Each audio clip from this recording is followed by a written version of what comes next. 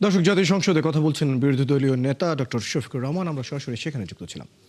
এদিকে সরকারি দলকে জুলাই সনদের বিরুদ্ধে নিয়ে যাওয়ার পায়তারা চলছে বলে অভিযোগ করেছেন ভোলা 1 আসনের সংসদ সদস্য আন্দালিব রহমান পার্থ।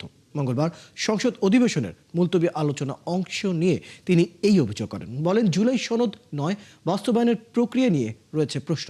জুলাই সনদ বাস্তবায়নের প্রতিশ্রুতির কথা উল্লেখ করে রাজনৈতিক দলগুলোর কাছে ঐক্য ধরে রাখার আহ্বানও জানান পার্থ। যে কেন জানি প্রথম থেকে আমাদেরকে জুলাইয়ের বিরুদ্ধে নিয়ে যাওয়ার একটা পায়তারা দেখতে পাচ্ছি। সবচেয়ে বড় কথা, we have no problem with July সনদ। আমাদের প্রবলেম প্রক্রিয়া নিয়ে। যদি জুলাই সনদের বিরুদ্ধে আমরা স্ট্যান্ড করি, এরা স্ট্যান্ড, আমাদের ঐক্য স্ট্যান্ড করে, আমি আন্দালিব রহমান পার্থ তার বিরুদ্ধে দাঁড়িয়ে কথা বলবো ইনশাআল্লাহ।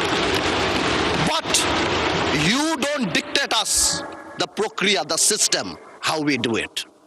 যেভাবে হবে সেভাবে আমরা করব, সংবিধানকেও রাখবো, জুলাইকেও সম্মান করব।